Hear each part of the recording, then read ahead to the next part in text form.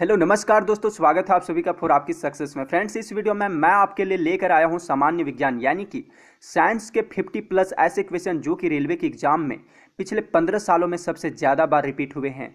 तो ये बहुत ही इंपॉर्टेंट क्वेश्चन है, इन्हें घोल के पी जाना। यानी कि आप मेरी बातों को समझ पा रहे होंगे मैं क्या कहना चाह रहा हूँ। जी हाँ फ्रेंड्स, आप इन्हें याद कर लीजिएगा, रट लीजिएगा, ठीक है, क्योंकि ये क्वेश्चन एग्जाम में बार बार पूछे जाते हैं, बार बार मोस्ट रिपीटेड क्वेश्चन है ये। चलिए अभी हम लोग देखते हैं वो कौन से क्वेश्चन हैं। जैसा कि पहला क्वेश्चन ये है कि सार्स क्या है।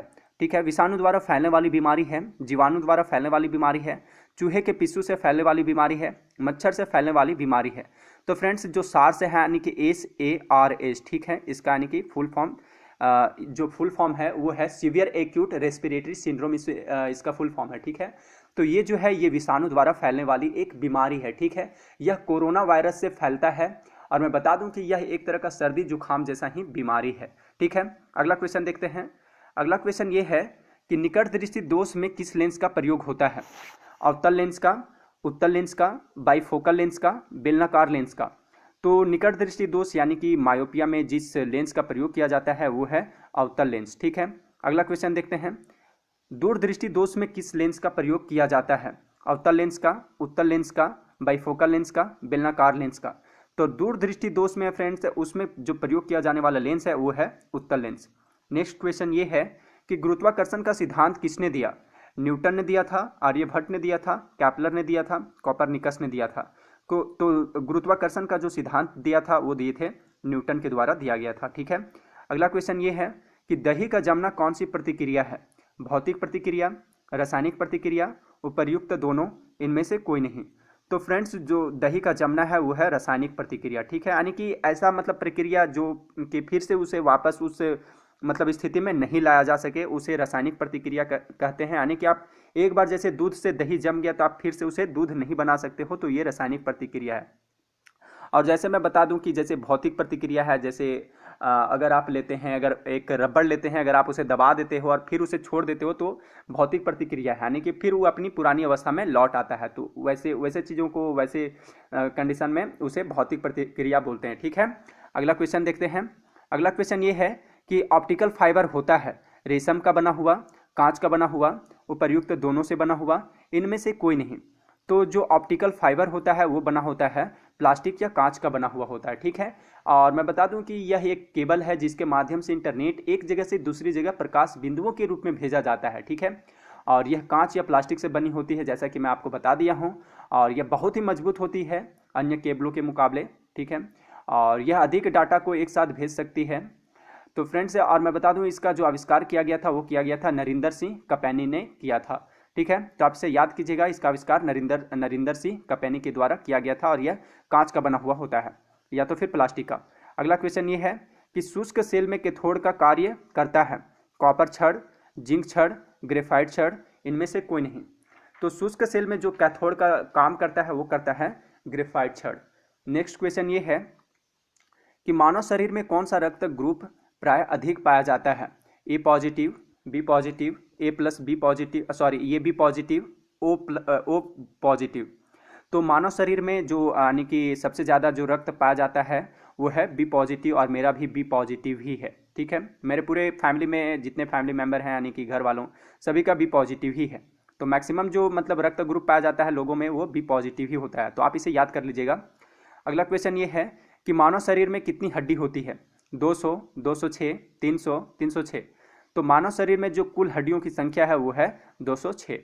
अगला क्वेश्चन ये है कि दूध की शुद्धता मापने वाला यंत्र कौन सा है। Lactometer, actinometer, spectrometer, pedometer. तो फ्रेंड्स, जो दूध की शुद्धता मापने वाला यंत्र है वो है लेक्टोमीटर। ठीक है, अगला क्वेश्चन ये है कि सीने बार किसका प्रमुख अयस्क है। लोहा का, पारा का, चांदी का, तांबा का। तो सीने बार जो है वो है अयस्क पारा का। अगला क्वेश्चन ये है कि किस रोग के प्रतिरोध के लिए BCG का टीका दिया जाता है। चेचक के लिए, पोलियो के लिए, टीबी के लिए, हेपेटाइटिस के लिए। तो जो BCG का जो टीका दिया जाता है यानी कि बेसिलस कॉलमेट ग्यूरिन, इसका मतलब फुल फॉर्म है, यानी मैं बता दिया बेसिलस कॉलमेट ग्यूरिन।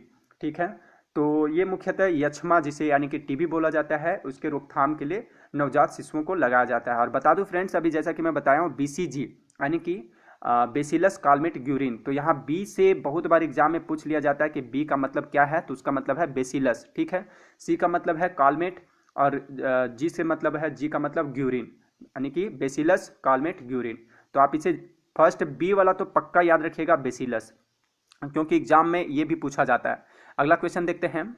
अगला क्वेश्चन ये है कि स्त्रियों और बच्चों की आवाज़ तीखी होती है, इसका कारण है उच्च आवृत्ति, उच्च आयाम, कमजोर स्वर तंतु, निम्न आवृत्ति।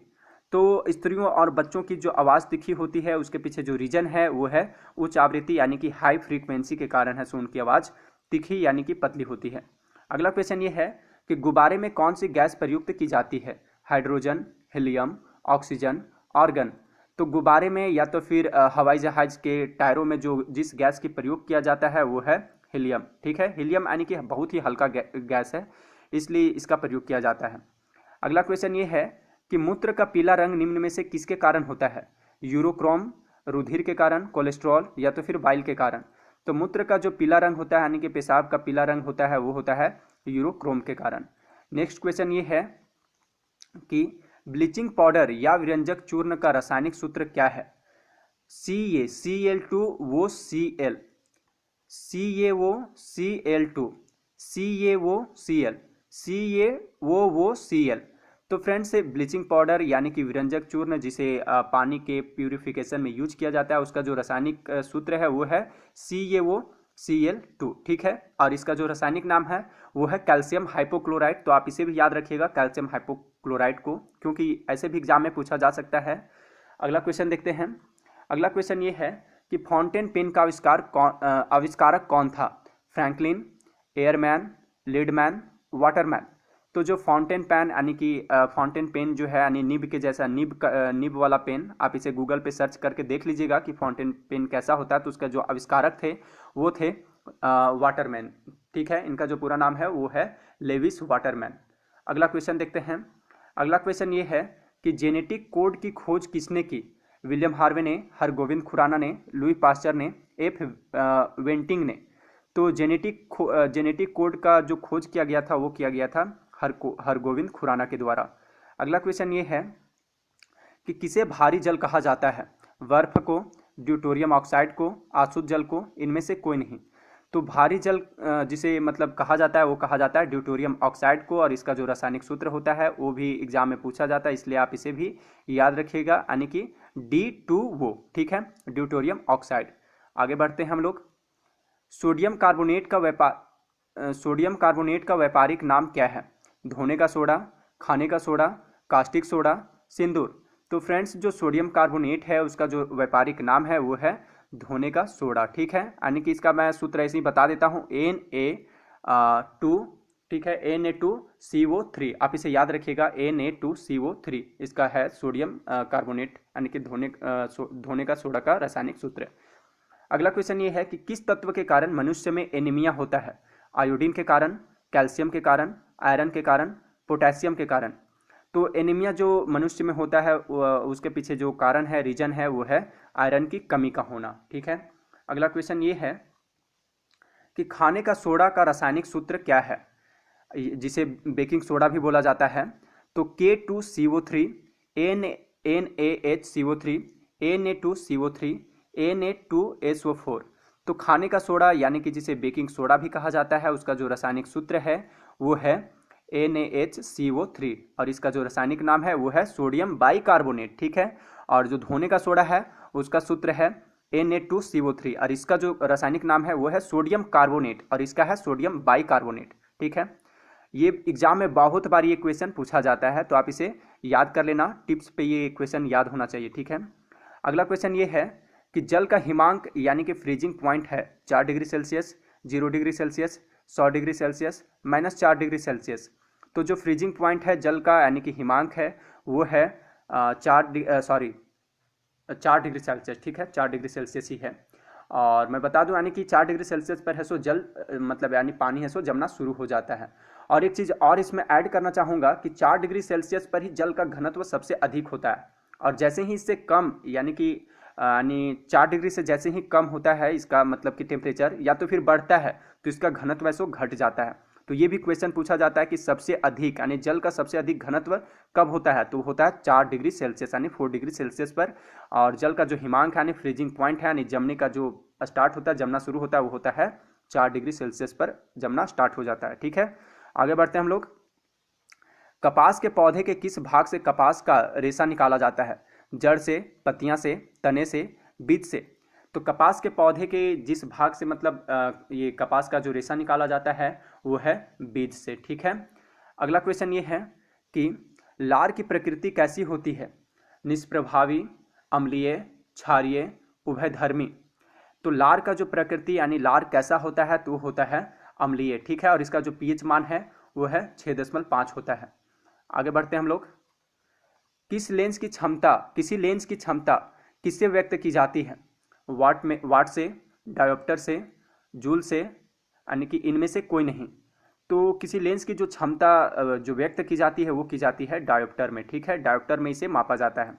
अगला क्वेश्चन ये है कि निम्न में से किसे किसानों का मित्र कहा जाता है? सूअर को, गाय को, कुत्ता को, केंचुआ को। तो फ्रेंड्स, किसानों का मित्र आप कुत्ता मत मार देना या सूअर, उस जो किसानों का मित्र बोला जाता है वो बोला जाता है केंचुआ को। ठीक है, क्योंकि ये भूमि को ऐसो फर्टाइल बनाता है, इस वजह से केंचुआ को ऐसो किसानों का मित्र बोला जाता है। नेक्स्ट क्वेश्चन ये है कि डायनासोर किस कशेरुकी वर्ग से संबंधित थे? मत्स्य, पक्षी, रेप्टाइल्स, स्तनधारी। तो डायनासोर का जो संबंध था जिस कशेरुकी से, उसका नाम है रेप्टाइल्स। ये यानी कि रेप्टाइल प्राणी के ये जानवर थे, जैसे अभी सांप हैं या तो फिर घड़ियाल, गिरगिट, ये सारे रेप्टाइल कशेरुकी के हैं। स्तनधारी में जैसे अभी मनुष्य हो गया। ठीक है, और मैं बता दूं कि डायनासोर जो है वो 65 मिलियन वर्ष पहले विलुप्त हो गए हैं।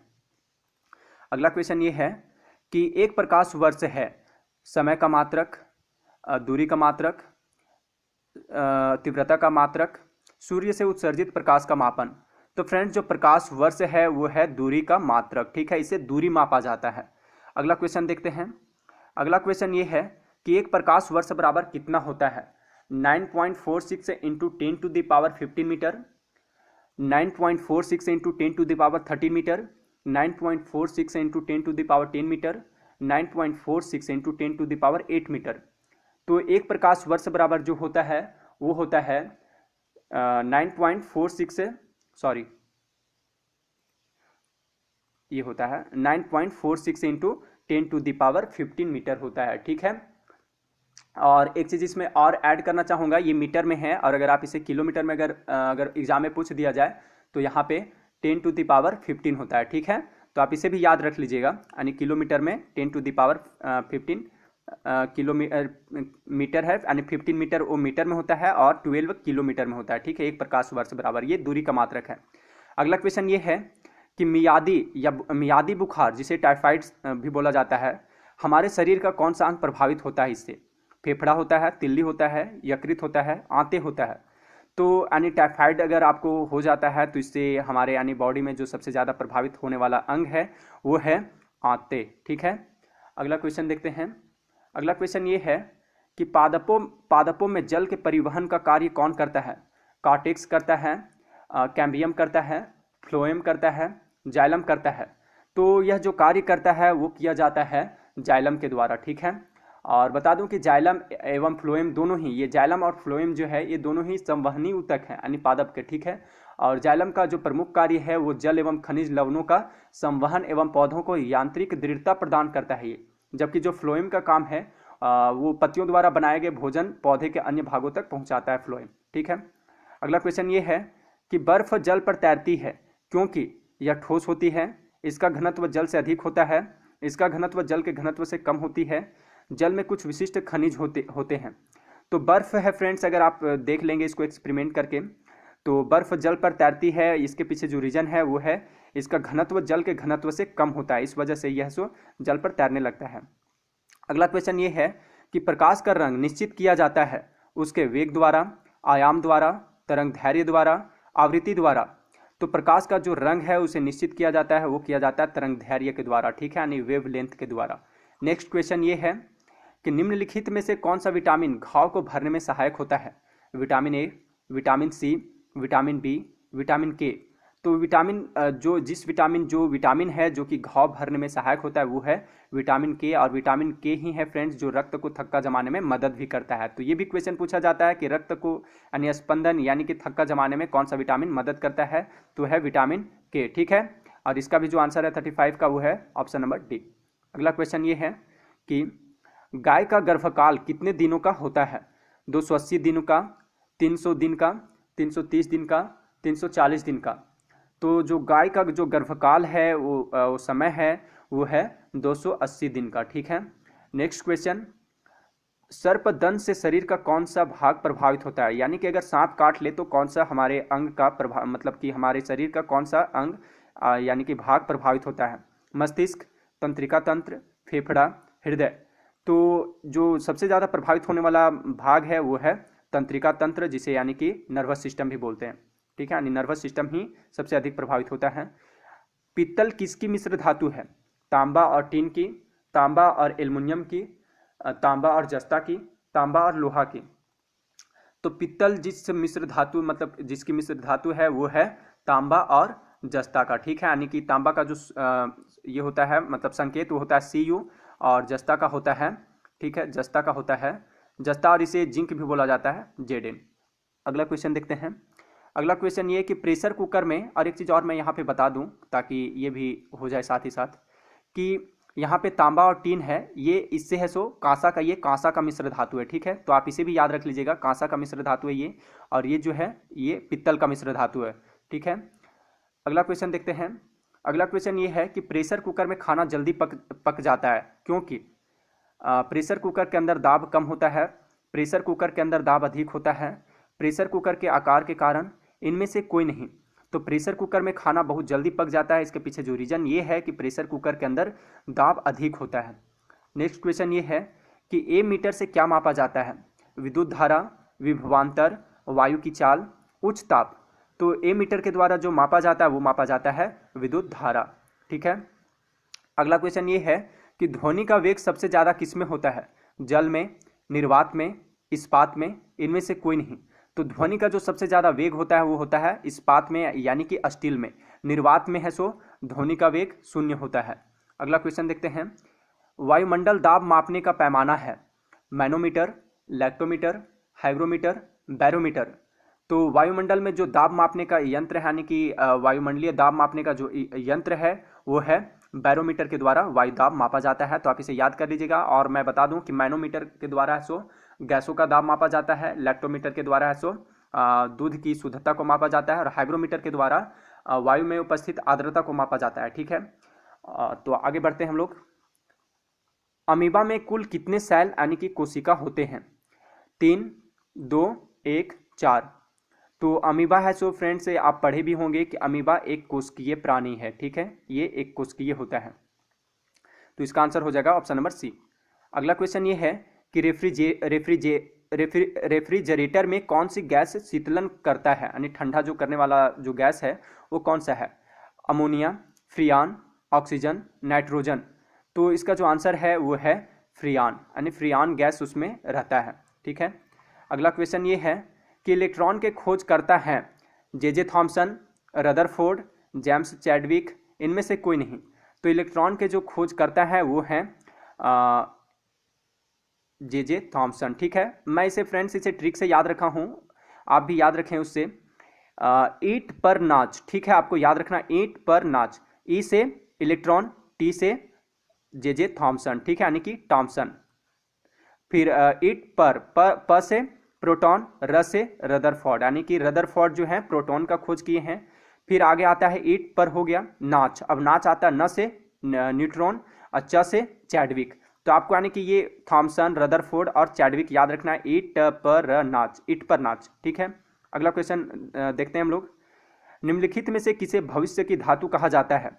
स्टील, तांबा, लोहा, टाइटेनियम। तो भविष्य की जो धातु कहे जाने वाला जो तत्व है यानी कि वो धातु है वो है टाइटेनियम। ठीक है, हीटर के तार किस चीज के बने होते हैं? तांबा के, टंगस्टन के, नाइक्रोम के, एल्युमिनियम के। तो हीटर के जो तार बने होते हैं वो बने होते हैं नाइक्रोम के। लोहे का जंग लगने से उसका भार बढ़ता है, घटता है, अपरिवर्तित रहता है, पहले बढ़ेगा फिर घटेगा, क्या होता है? तो लोहे में अगर जंग लग जाता है तो उसका जो भार है, वेट है, वो है सो बढ़ जाता है। ठीक है। एड्स रोग किससे फैलता है? बैक्टीरिया से, वायरस से, मच्छर से, इनमें से कोई नहीं। तो फ्रेंड्स, जिनको भी एड्स हो जाता है उसे मतलब एड्स जो फैलता है वो फैलता है वायरस से। ठीक है। अगला क्वेश्चन देखते हैं। अगला क्वेश्चन ये है कि कशिश का तेल कहलाता है नाइट्रिक अम्ल, हाइड्रोक्लोरिक अम्ल, एसिटिक अम्ल, सल्फ्यूरिक अम्ल। तो कशिश का जो तेल बोला जाता है वो कहलाता है सल्फ्यूरिक अम्ल को। ठीक है, सल्फ्यूरिक अम्ल है सो कशिश का तेल ऐसे बोला जाता है। मृग मरीचिका बनने का कारण है प्रकाश का व्यक्तीकरण, प्रकाश का विवर्तन, प्रकाश का ध्रुवन, प्रकाश का पूर्ण आंतरिक परावर्तन। तो मृग मरीचिका यानी कि जो मिराज बनता है, इंग्लिश में मिराज बोलते हैं इसे, तो वो बनने के पीछे जो रीजन है वो है प्रकाश का पूर्ण आंतरिक परावर्तन। ठीक है। अगला क्वेश्चन ये कि एलिसा परीक्षण किसके लिए निर्देशित है? एड्स के लिए, टाइफाइड के लिए, पोलियो के लिए, कैंसर के लिए। तो जो एलिसा टेस्ट जो किया जाता है वो किया जाता है एड्स का पता करने के लिए कि कहीं एड्स तो नहीं हो गया है। ठीक है, तो एलिसा परीक्षण एड्स से संबंधित है। नेक्स्ट क्वेश्चन ये है कि परमाणु बम की खोज किसने की थी? ऑटो हान ने, अल्बर्ट आइंस्टीन ने, एडिसन ने, रदरफोर्ड ने। तो परमाणु बम का जो खोज किया गया था वो किया गया था ऑटो हान के द्वारा। अगला क्वेश्चन ये है कि डॉक्टर सीवी रमन को किस विषय में नोबेल पुरस्कार मिला? साहित्य के क्षेत्र में, औषधि विज्ञान में, भौतिकी में, रसायन शास्त्र में। तो फ्रेंड्स, जो डॉक्टर सीवी रमन थे ये भारत के महान भौतिक मतलब कि वैज्ञानिक थे, भौतिक के ये साइंटिस्ट थे भौतिकी के क्षेत्र में। तो इनको ऐसो नोबेल पुरस्कार 1930 में मिला था। ये भी क्वेश्चन पूछा जाता है। ठीक है, 1930 में। अगला क्वेश्चन देखते हैं। निम्नलिखित में से कौन सा विटामिन जल में विलय होता है? Vitamin A, vitamin E, vitamin C, vitamin D. तो जल में जो विलय होने वाला जो विटामिन है वो है विटामिन सी। ठीक है, विटामिन बी और सी ये दोनों है सो जल में घुलनशील हैं। और जो विटामिन ये हो गया, ये डी, ई और के, ठीक है, आप इसे भी याद रखिएगा। ये डी और के जो है ये सो वसा में घुलनशील विटामिन है और विटामिन बी और सी जल में घुलनशील है। ये भी क्वेश्चन दोनों मतलब पूछे जाते हैं। ठीक है। अगला क्वेश्चन ये है कि डायनामाइट का आविष्कार किसने किया था? अल्फ्रेड बर्नार्ड नोबेल ने, इमैनुएल स्वीडेनबर्ग ने, चार्ल्स डी गियर ने, ओलास रुडबेक ने। तो डायनामाइट का जो आविष्कार किया गया था वो किया गया था महान साइंटिस्ट यानी कि अल्फ्रेड बर्नार्ड नोबेल के द्वारा। ठीक है, और इन्हीं के मतलब कि नाम से है सो नोबेल प्राइज भी दिया जाता है 1901 से। ठीक है, तो ये भी आप याद रखिएगा कि नोबेल प्राइज का जो प्रारंभ हुआ है वो है 1901 से हुआ है। अगला क्वेश्चन, और किसके नाम से दिया जाता है? तो अल्फ्रेड बर्नार्ड नोबेल के नाम पे। अगला क्वेश्चन ये है कि लाल रुधिर कणिकाओं यानी कि आरबीसी, रेड ब्लड सेल्स का निर्माण कहाँ होता है? वृकों में, अस्थि मज्जा में, यकृत में, तिल्ली में। तो आरबीसी का जो निर्माण होता है वो होता है अस्थि मज्जा में। अगला क्वेश्चन ये है कि मधुमेह रोग किसकी कमी से होता है? इंसुलिन की कमी से, प्रोटीन की कमी से, वसा की कमी से, विटामिन की कमी से। तो मधुमेह यानी कि शुगर होता है वो होता है इंसुलिन की कमी से। ठीक है, जिसे चिनिया बीमारी भी बोला जाता है। अगला क्वेश्चन ये है कि दूध के फटने पर कौन सा एसिड उत्पन्न होता है? Tartaric acid, butyric acid, lactic acid, acetic acid. तो दूध के फटने से जिस एसिड का मतलब जो जिस एसिड उत्पन्न होता है वो है लैक्टिक एसिड। ठीक है। अगला क्वेश्चन ये है कि पृथ्वी पर उपलब्ध सबसे कठोरतम पदार्थ क्या है? प्लेटिनम, हीरा, स्फटिक, सोना। तो फ्रेंड्स, पृथ्वी पर अभी तक का जो सबसे मतलब कि कठोर पदार्थ है यानी कि जो सबसे कठोरतम पदार्थ है वो है हीरा। ठीक है, तो ये था 60 क्वेश्चन, 50 प्लस मैं बताया था, तो इसमें टोटल 60 क्वेश्चन थे। और अगर आपको इन क्वेश्चन का पीडीएफ फाइल चाहिए तो इसका डाउनलोड लिंक डिस्क्रिप्शन में दिया हुआ है, तो आप वहां से इसे डाउनलोड कर लीजिए और प्रैक्टिस करते रहिएगा, क्योंकि ये रेलवे ग्रुप डी और असिस्टेंट लोको पायलट के एग्जाम में इसका आने का संभावना 100% है। बहुत सारे इससे इस वीडियो से यानी इस प्रश्न से क्वेश्चन पूछे ही जाएंगे। ठीक है, 10 से 15 क्वेश्चन आ सकते हैं इससे, तो आप इसे याद कर लीजिएगा। टिप्स पे याद होने चाहिए, एकदम कंठस्थ याद कर लीजिएगा, इसे घोल के पी जाइएगा। और यदि आपको इस वीडियो का सेकेंड पार्ट चाहिए तो नीचे कमेंट बॉक्स में मुझे ज़रूर बताइएगा, मैं ताकि वीडियो फिर उस तरह मैं बनाऊंगा आपके लिए। और लाइक और सब्सक्राइब अभी ज़रूर कीजिएगा फ्रेंड्स, क्योंकि बहुत मेहनत किया हूँ आपके लिए ये वीडियो तैयार करने के लिए। और कमेंट करके ज़रूर बताइएगा कि यह वीडियो आपको कैसी लगी। ठीक है, और शेयर करना न भूलें। Thanks for watching.